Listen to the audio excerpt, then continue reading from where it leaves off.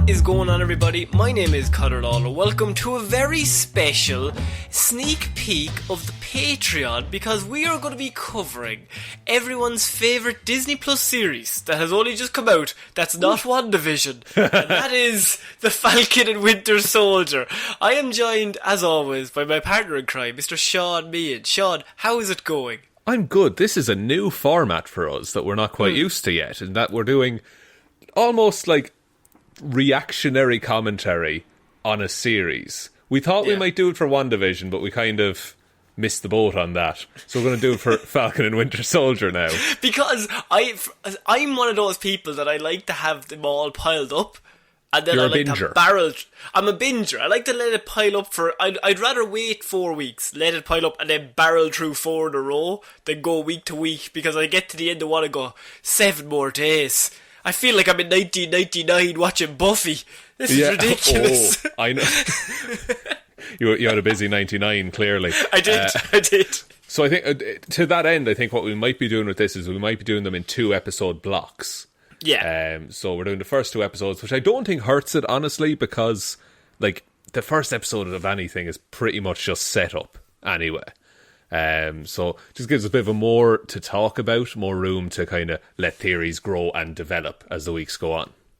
Yeah, and as we mentioned, we will be releasing this free to air, I suppose is the word to use, or free to listen to, on our just on our regular streams, whatever podcast app you're using. And then we're hoping that future episodes will be over on our Patreon. If you want to head over there, it's just $5 a month. You get all extra access to all the extra movie reviews and other reviews like this that we'll be doing over there.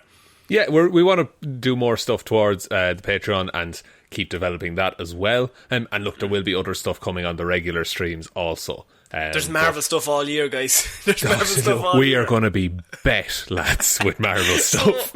So, Shaun, I think it's important to start. I have a very simple question. We've watched the first 2 episodes of The Falcon and Winter Soldier, and it's come out. It's been seen. Shaun, I have one question, and that is, what do you think?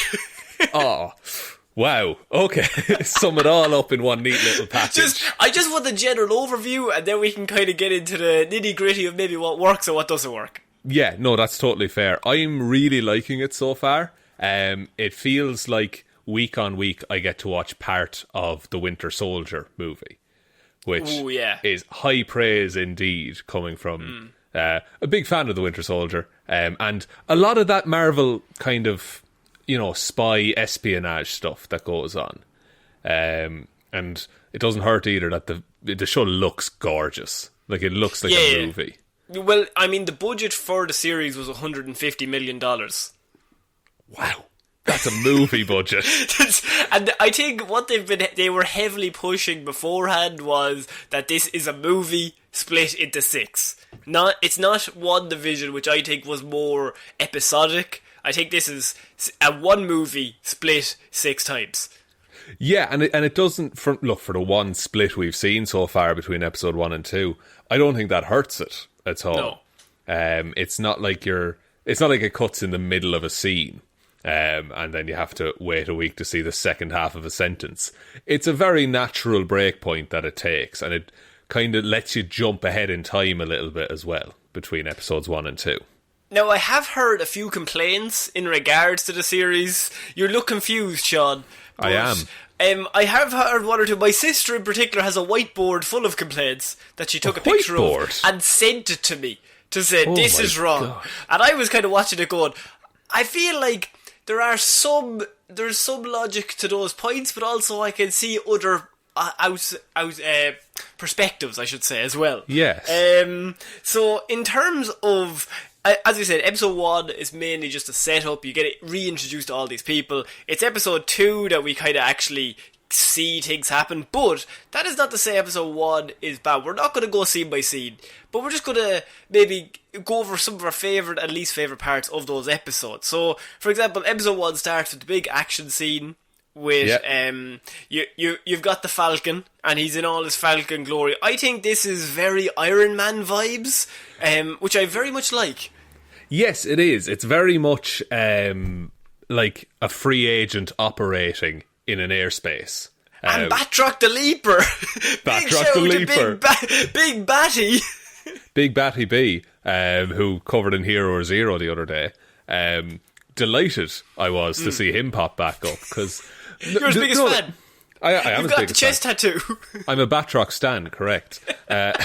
But it's Batroc and the Orb. Those are my two dudes. They're your two. It's a weird hill to die on, but we just let them do it. No, but Marvel for a while had a very serious problem of just kind of killing off or writing out their villains, and they never get to show up again. So I like it. Just fleshes out the universe a bit more. That Batroc, this mercenary who continually just pops up in comics, is now popping up in the Marvel universe again and again. I like that. And he's a good guy to have the shit kicked out of him. I think he's perfect because he's just the level of competent that the hero might have a moment where like, fuck, I'm in trouble here, but you will ultimately definitely win. Yeah, but that's the thing, is that if they were fighting anywhere else but the air, which is Sam's territory, I feel Batroc is like a good match for the Falcon, because they're both just men. They're not enhanced at all. Yeah, Sam just has tech. Sam has tech and look, years of military training, etc. on his side. But can he leap though? Can he leap 10 foot from a standing position? That's the question. I was looking at him and I was thinking maybe 8, but that's not 10, Sam. It's not 10. It's not 10 at all. So that intro like action sequence really does a good like way of, here's the stakes, like here's what Sam has been up to since getting snapped back into existence, and then you see Bucky, who has had a much different experience since he's come back, in that he's being therapized and he's trying to like rebuild his life, basically. That's my favourite scene in the first episode, is Bucky in therapy. And I don't know if... I just like... I was sitting there going, this is really good, because we never hear Bucky talk about anything other than things relating to Steve from every other movie. Bucky was defined as Steve's friend for a very long time. Which, it would be really fucked up if you were an undercover agent for Hydra for 50 years, killing all these people, and now you're good, but you can still remember what you did. Yeah, you still have all of these flashbacks to every bad thing you've ever done, but now you feel bad about them. But actually, that sentence, speaking of Buffy, that is just Angel in Buffy the Vampire Slayer. It's like, you have all these years of like, you killed about, 500 people, but you never felt bad, but now we've recovered you, but now you also feel absolutely shit about what you've done. Yeah, it's like if you give a monkey sentience, he becomes immediately depressed. Like that's his kind of deal. No, I love the Bucky therapy stuff. I think Sebastian Stan is like acting the shit out of it in some of those scenes. And I really like that he's friends with Yori, who he killed his son. And when the first flashback comes up, and I was just kind of like, why are we seeing this? But then when you find out later on, I was like, oh, that like shows that he's so guilty, but he just wants to help. But then when he comes across the little shrine to him later on, it's like, nah, you're not there yet, bud. You're too far gone, I'm afraid. That date scene is precious, by the way. Yeah. Where he's on the date we in the never see sushi Sebastian restaurant. Stan happy. No, it's he's had a rough run of it in the Marvel universe. It's like, and then like a lot of the stuff with Sam's family, like his sister and his nephews, making him Uncle Sam, by the way, that's fucking brilliant. I think he was written in the comics just like he was given a sister in the comics just so he would be Uncle Sam. He could have Uncle Sam, yeah. Like it's this really like nice look at like, oh, here's what a superhero is doing in his downtime, like between missions and between saving the world. Like, his family is struggling financially. He's trying to save the boat that their parents owned and that they essentially grew up on. And they can't get a loan from Falcon can't get a loan from the bank. Because 3.5 billion people came back and now the banks are fucked. Yeah, and I feel like this is where my first complaint is going to come in. Not because I think that's an interesting concept, but it's never explained further or explored, and this was on one of the whiteboard points that my sister made, and I read and I was like, yeah, you're dead. It was just said like it's a missed opportunity because there's all these people come back, and this is our first time back in it other than Spider-Man, but I think that was kind of its own thing. Spider-Man I think is like 9 months after the re-snapping, whereas I think Falcon and the Winter Soldier is 3 months, and I think WandaVision was 3 weeks. And like I think, and WandaVision was in its own world, so that's not going to deal with it. But this has a massive opportunity to. There's so many interesting things. Like even just a snippet, they're like, "I can't give you a mortgage because you have not had a job in 5 years." And then her reply is, "I was not alive. I was not on the planet for 5 years. How could I have a job?" kind of thing. I think it's such an interesting concept that I feel like they touch on, and they're like, "Okay, there's this," and I'm like, "That's really cool. Let me sit in it." And then they immediately move on to the next thing, and I'm kind of like, "No, tell me more. I want to see." Yeah, no, I do think, like, in the first episode, I think you can't go too heavy on that, because... I agree. But even the second one is more, like... I know we're about to talk about the Flag Smashers, but they have a scene in the second episode where they're like, explaining, "Are we all with me? Yeah. Are we all doing this? Yeah." I'm like, what the fuck are you talking about? They're like, they want to go pre-blip, okay? Yeah. Or, like, go back to the blip time is their thing. Yeah, and that's 5 years where most of the world was gone, and there were... I don't even know what that was like. Yeah, exactly. My question is why? What was so good about that time that you wanted? What's the difference? Yeah, unless it was like... Because the thing is, and this is the argument that Steve Rogers kind of put forward in Endgame, was Thanos' plan kind of worked. Like, whales returned to the Hudson. People had more supplies, and there wasn't as much poverty. Maybe those are the people that think Thanos did nothing wrong. You know? And I suppose, actually, even when the movie came out, there was a lot of people who are like, "Oh no, Thanos had a point." You know what I mean? Like, to do that. And even if that's the viewer, it would make sense that there's people in the world that, like, if you survived, and say your whole family survived, and suddenly you're in a job, and the CEO... he turns to dust, and the next 4 managers all turn to dust, and you become the CEO of whatever business you're in, and like, everyone's here, I'm suddenly a millionaire. Yeah, the housing crisis is suddenly solved. Yeah, and like, the banks, they would lose so much money through mortgages, I suppose, where people wouldn't be able to pay them back, but the house wouldn't need anything anymore. That's it, but also, like, I'm sure there's a rule with banks that if you die and no one collects your assets... they keep it, you know. Yeah, so they get all the houses. And as far as, like, we all knew that they'd bring everyone back, but people in that universe, for 5 years, like, people came to terms with the fact that these people were never coming back. They were gone. So I can totally see why there would be elements of, like, we've been through this horrible thing, we made the best of it, and now we're back to the horrible way things were beforehand, except now it's worse. But... me and you came to all of these conclusions through a line in Avengers Endgame, not a line in Falcon and the Winter Soldier.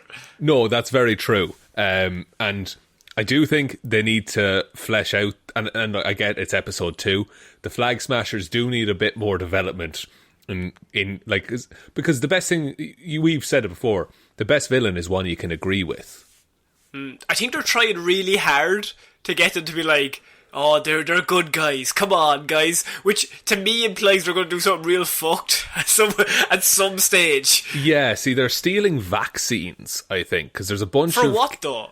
Vaccines for what? I think there's a bunch of camps of displaced people who were snapped back. Right. And I think they're stealing vaccines from, like, the army and stuff to give them to those people. But again, I don't know that for sure. It's never said. They're just like, they're stealing vaccines. Okay. Vaccines for what? Well, there's this thing going around recently, you know. Like, yeah, I understand if it was in these times, I'd be like, they're stealing a truckload of vaccines. That's probably bad, but that has not happened here. No, and look, that truckload of vaccines does lead to a very good truck fight between Falcon and Winter Soldier, who team up. Oh, but they're not friends. Let's be sure about that. No, I that's episode 2. But I feel like where this series has kind of excelled for me is in terms of action and set pieces. Yes. I think they all look amazing. Everything looks really good. Every action set piece, as you said, has heavy Winter Soldier vibes, which is good vibes to be in, because the action in that movie is pretty renowned as being amazing. Yeah, like, it's not just like the hand-to-hand stuff that they do. There's also like all of the aerial stuff, any of the stuff to do with like driving, even some of the stealth stuff, what little we've got of it does look quite good. And I think with Falcon, like, it's seamless. His movements in the air, Yes. like, you can tell he's an expert. And with that gives us confidence as the viewer that we're kind of like, he knows what he's doing. Even though we've seen him in the other movies also be a badass, it's cool to just have that scene, say, at episode 1, that he just has 15 minutes to himself. That he's not like, hi Steve, I've got the thing, now you can be the real hero. Yeah, like, and he does in episode 1. He gives up the shield. He gives it to the Smithsonian, being like, this is an object worthy of the History Museum. And I get the sense that this series, Falcon wants to be recognised for being Falcon, not just he's the next Captain America, because it happens in episode 2. I'm jumping ahead a bit, but he's having a discussion with the new Captain America, who says, "Oh, I'm the new Captain America. It'd be really good if I could get Steve's wingman on my side." Yeah. And the line from Falcon is, "See, it's always that last sentence. It's always the last part of that gets me." Because he's always just been Steve's sidekick.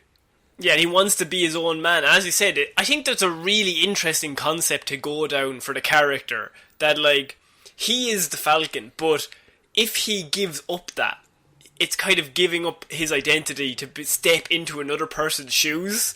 And so he'll always be Steve Rogers, the follow-up to Steve Rogers, rather than Sam Wilson, who's his own man, and he's the Falcon. And that's an interesting character development that I really hope they explore further. We're kind of just getting the surface level of that, maybe a slight bit of inside it, but I want to go full the whole way where, like, Bucky is saying to him, Bucky's so annoyed, by the way, Bucky in is these 2 pissed. episodes. Like, he's so annoyed that he's like, why are you not taking this? He gave it to you. Because to Bucky, he doesn't understand. He's kind of like, I think Bucky's he's got his own shit going on, but he's also very happy just being Steve's friend. He's just happy Steve took him back. Yeah. And so when he sees, like, Steve go, I want Sam to be Captain America, and Sam takes a moment to be like, well, maybe I don't want to be Captain America, maybe I want to be myself, he immediately is like, what are you doing? Like, this is a great honour. Take it. He's after handing it to you. Steve wanted this. Like, he would die for Steve. Bucky would die for Steve. But Sam would too. But that's not Sam's point. No. Like, the line as well that Bucky says, they're in therapy together. And Sam says, like, wouldn't Steve want me to do what I thought was right?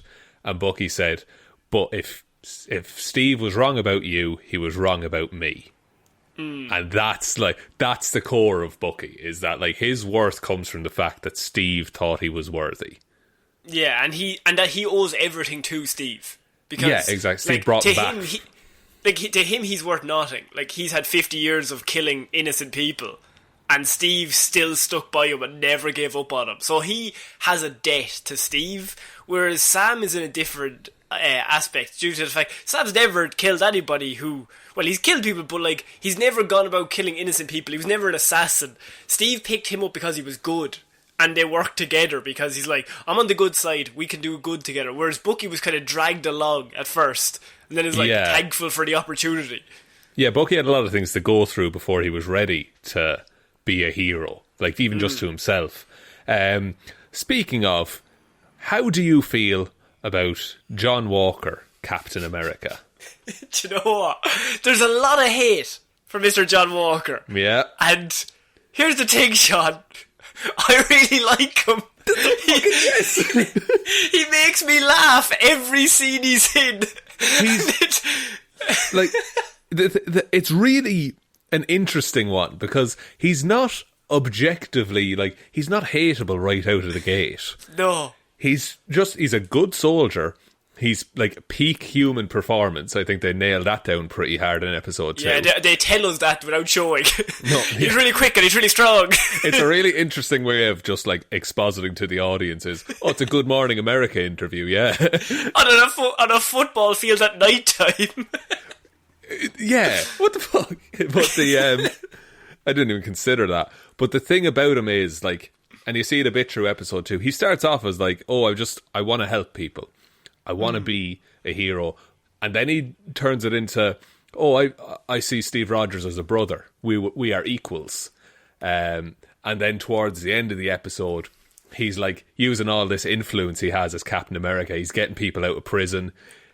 He's doing his own thing, basically. When he turns up and he gets Sam out of prison, and then he throws up, he gives him like a little hand signal, like, "Hey, buddy, hey. I got you out."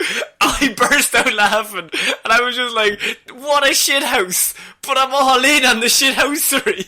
And I think the way this is going to be is because he gets his ass handed to him by the Flag Smashers because there's 8 super soldiers on him. He leaps back up on the truck and he's like, "Now you're done for, right? I'm going to catch you now." And like he was this close to saying, "I can do this all day." Yeah, and you know what? A lot of people, like, there's so much hate about him, but you're meant to hate him. But I like, it's a very weird reference, but Titans, bad show.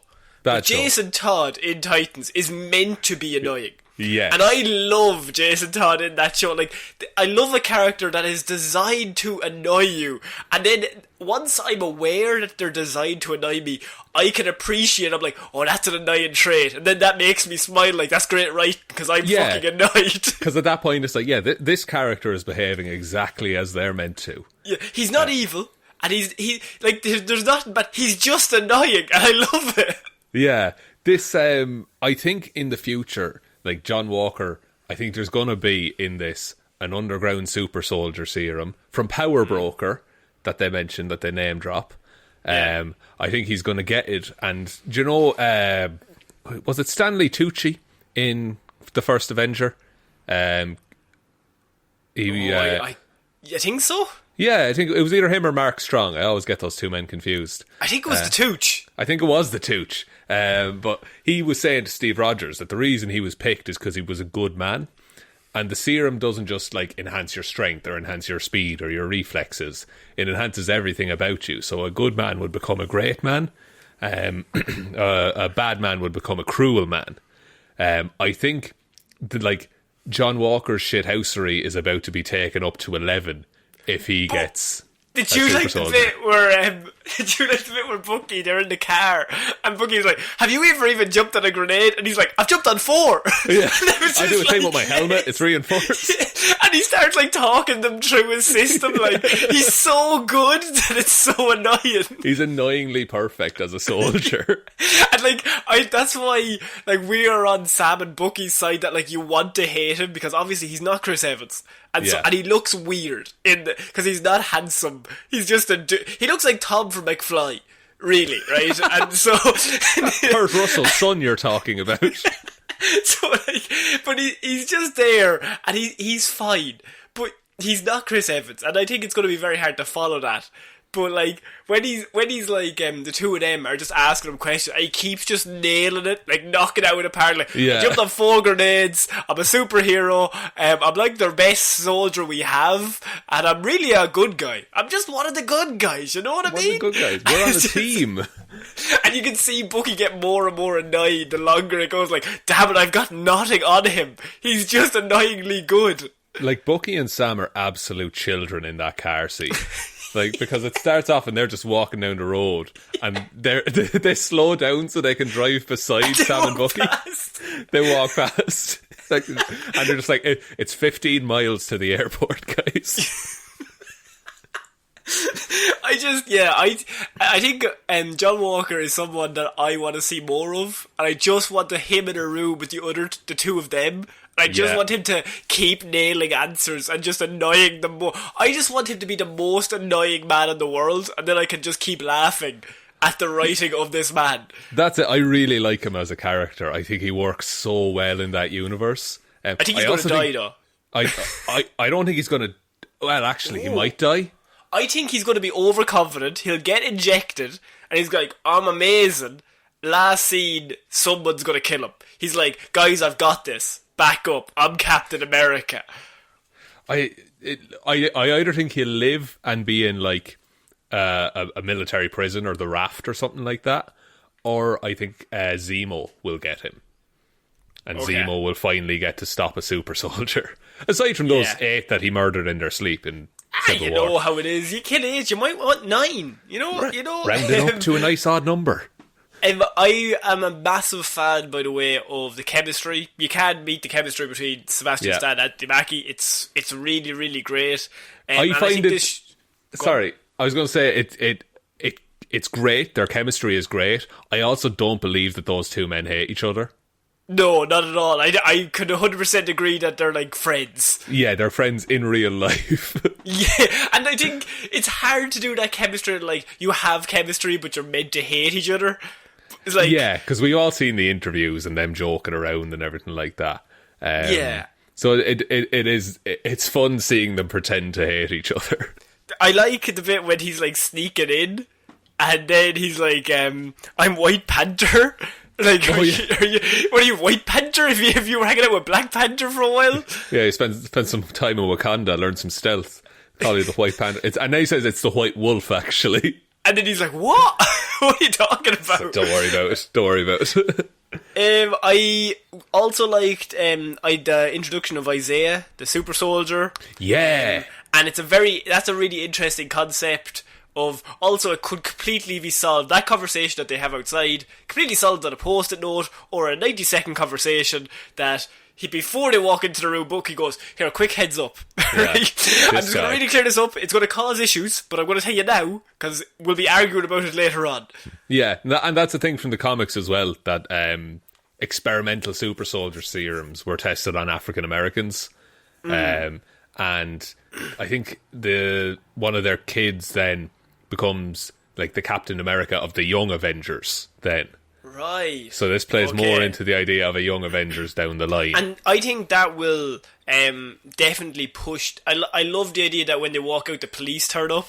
That's a fucking good scene, man. Like, that's a really good scene. And that is possibly, like, for the rest of the 2 episodes, they're very much telling us things. But that's just it's a very odd, subtle way of not saying anything, but telling us everything. So, like, you don't have to say a word. They just turn up and they're like, is this guy bothering you? Yeah. And the thing about that scene is, like, it's definitely a real scene. Like, that has happened countless times before to people. And the fact that it's like, that's fucking Falcon, dude. And then his mood changes completely. He's like, sorry. I didn't know you had... This is so embarrassing. Oh, man, because I definitely would have arrested you if you weren't Falcon, but now that I know you are Falcon, okay. Here's this war criminal, but he's fine. Yeah, and then, like, I think that will definitely heavily push the team that they're pushing, that the government do not want Sam to be capped. Now, that could be for a whole host of reasons, but I think there's some really, like, deep psychological things you could get into here that could be really, really great. But I think 6 episodes might not be long enough to get it across. No, there's 4 episodes left and a lot has to happen in them. I'm interested to see how what's their plan to get the shield back. Because and maybe this is Marvel misleading us with trailers again, but we have seen like Sam practicing with the shield in like a farm or somewhere. And that's just, I don't see how that happens when John Walker is active. Unless he's shut down fairly quickly, or unless he gets the super soldier serum, gives up the shield, gets cocky, and then doesn't need the shield, jumps on a grenade thinking he can take it. and he just gets a big hole in his chest. What a way to go for John Walker. That'd be amazing. I think, like, I don't know how much else I have to highlight as being like excellent bits of the show. It's all quite good, I think. Do you have any issues? Nothing glaring, really. There is a lot of telling, not showing in the first 2 episodes. Like all of that stuff with, as much as I like it, the stuff with Sam's sister and the family, there's a lot of just expositing about how tight money is and how things are not great. I feel there are other ways to do that, and they could have just gone to the bank and been turned down. And then that's where that conversation happens. But we kind of learn 3 or 4 times that they're having money troubles. Yeah, and we learn 3 or 4 times that the world is different now after the blip, but we also don't know how. But everyone's just like, it's different now. You know what it is? the Flag Smashers motto of one world, one people, that's fine. But I also feel that there would have been even more tensions between certain countries had Did half they the say people borders disappeared. had moved as well? I think so. That and that's why there's all these camps. Like they're people who like they don't have a country anymore. Right. Okay. But again, where's the explanation of that? Why? But yeah, like, and it was 5 years as well. How much can you look how long Brexit took? Yeah, let's get into that. Here we go. Right. And also it ends on Zemo, that they're gonna we're gonna go talk to him.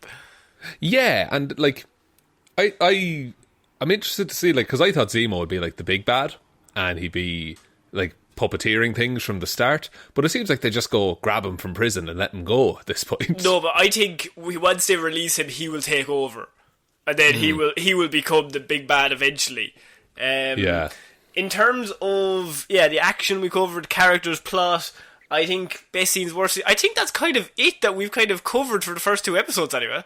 Yeah, I'm interested to see where it goes. I definitely think like it's going to be a case of a rogue super soldier formula, or conversely, the Inhumans, or Batroc is the big villain. I would love if Batroc was a big villain, man. He's the big bad. And Phase 4. Phase 4. I'm thinking Thanos is like, nah, I'm not fucking with the big B. You know what I mean? Thanos is like 10 feet tall, but Batroc can jump over him. He can leap 10 feet, which won't be over him. He might clip him on the head, but he will get there. There. What if he jumped up, landed on his head, then jumped? Total of 20 feet in height. That's 20 feet. You cannot fuck with that, Shaun. He's on top of roofs before you know what's going on. No, like, it's a solid show.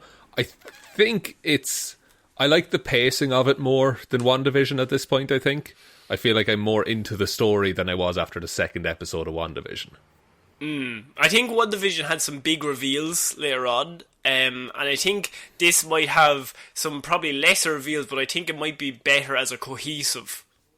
Yes, yeah, like as an overall, like a movie cut into parts, as you said. Yeah, but yeah, I think that's it for this just extra special, just random extra episode that we've put out here. And we'll try and do one every 2 episodes, I think. I think every 2 episodes, because then it gives us a nice meaty amount to talk about. And especially when there's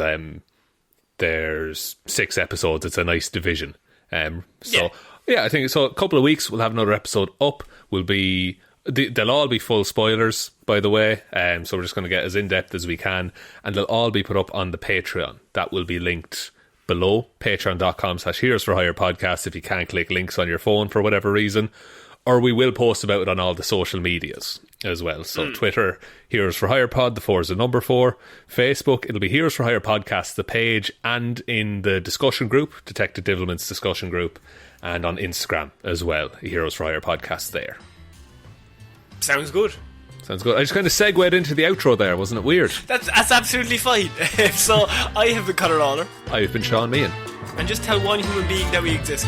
Okay. Just the one. Just the one. Okay, bye. Bye.